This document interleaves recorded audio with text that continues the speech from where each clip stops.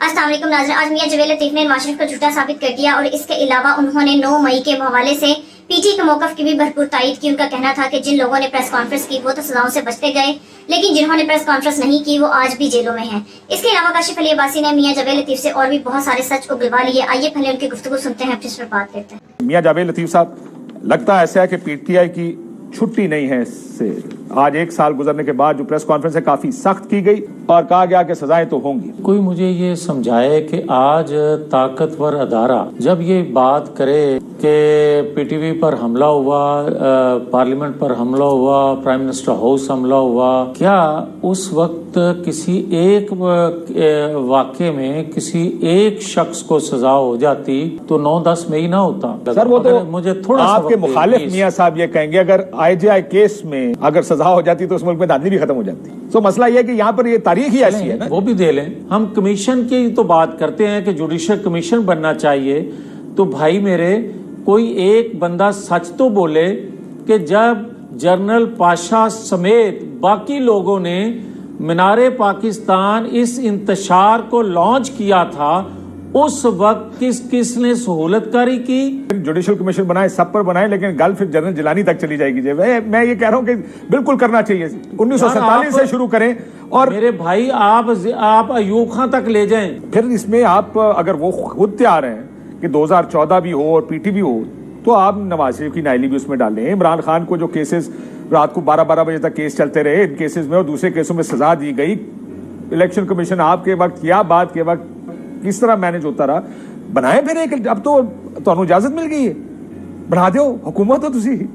सलमान अकरम राजा साहब का मुझे बड़ा एहतराम है और उन्होंने दुरुस्त कहा कि जुडिशल कमीशन बनना चाहिए। अब तो अदारों के अंदर से आवाज़ आ रही है कि जुडिशल कमीशन बनना चाहिए। वो आता कर रहे हैं कि 2014, आप भी कह रहे हैं, सलमान अकरम राजा साहब भी यकीनन कहेंगे कि जो उन्होंने चीज़ें गिनवाई हैं उस पर जुडिशल कमीशन बनना चाहिए।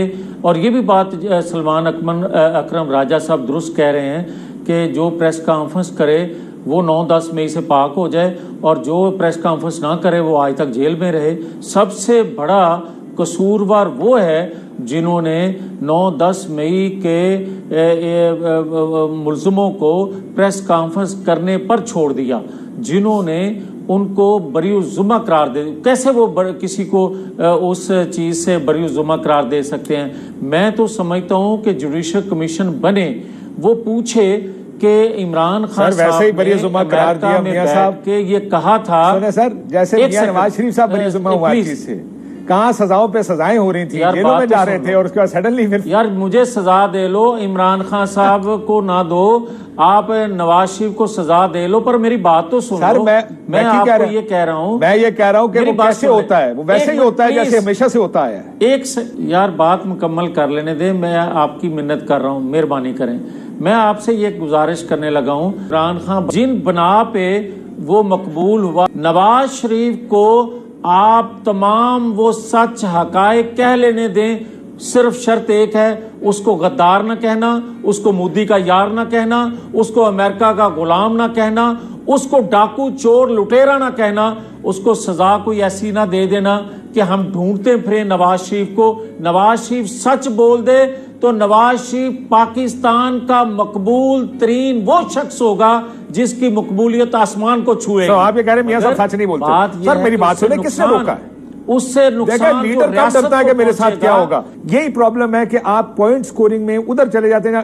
तुसी पॉइंट स्कोर करोगे, दूजा भी आके करेगा। मसला ये नहीं है, मसला ये इससे बाहर निकलना है। नवाज शरीफ का ये जुर्म जरूर है कि उसने अपने सीने में बहुत से राज रखे हुए हैं, कारगिल से लेकर दीगर इश्यूज तक, मगर वो बोल नहीं रहा, ये उसका कसूर है। नवाज शरीफ के तौर पर इस्तेमाल करते रहिएगा। कारगिल का इशू और ताहयात नाहल हो गया, हाईजैकर बन गया। ठीक कह रहे हैं, मगर मैं ये जरूर बात कहूंगा कि जो शख्स पाकिस्तान का नुकसान करता है वो आज तक कैदी नंबर 804 कहलाता है। सहूलतकारी उसको आज भी मुयस्सर होती है, उसको सजा नहीं दी जा सकेगी, मेरे से लिखवा लें। मगर यही बातें अगर नवाज शरीफ ने अशरे शीर भी की होती तो आज तक फांसी लगा होता। सर मियां साहब ने, ये है पाकिस्तान का ये प्रॉब्लम है कि आप भी अब अपनी आप विकेट वो ढूंढते हैं जहां पे ये सारी। मियां साहब ने कौन बोलन کیا ضرورت ہے ان کو ڈیلیں کرنے کی؟ بولتے ذرا، لندن بیٹھے تھے، اب تو آزاد بھی تھے. یہ بھی آپ بھی جب دیکھتے. سر ایک سیکنڈ، اب سلمان صاحب سے مجھے پوچھ رہے تھے نا، سلمان صاحب بھی پروگرام میں آئے ہیں، کر لے ہوتے تھے میں کر لینا. مسئلہ یہ کہ آپ بھی پولیٹیکل پوائنٹ سکورنگ ایسے کرتے ہیں جو کہ کرنی چاہیے. لیکن سر یہ بیٹھ کر یہاں کہنا اگر میاں صاحب بول پڑے تو وہ سب بولے نا، کیوں نہیں بولتے؟ کیونکہ ان کو ڈر ہے کہ میں جیل نہ چلا جاؤں. یہ چھوڑیں اس بات کو، جس دن بولیں گے اس دن ہم بات کریں گے. یہ آپ پتہ نہیں کس کو دھمکی لگا کے کیا نکالنا چاہ رہے ہیں. بندیال کو آپ پوچھیں نا، جنرل فیض کو آپ پوچھیں نا، جنرل باجوہ کو آپ پوچھیں نا، اور ان کو چھوڑ دیں تو یہ انصاف ہے؟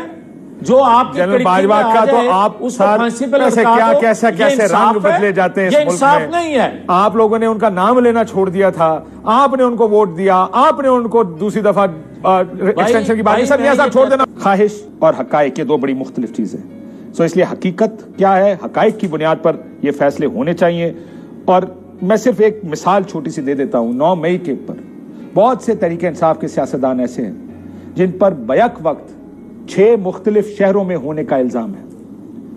شاہ محمود قریشی اور ان کی فیملی کی میں مثال دے دیتا ہوں. وہ کراچی میں تھے، ان کا ایک نجی مسئلہ تھا.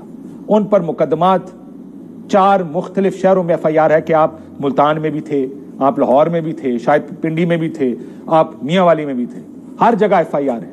یہ اکے واحد نہیں ہے. بہت سے لوگ ایسے ہیں جو اس وقت بھی 40 FIR جن پر ہیں.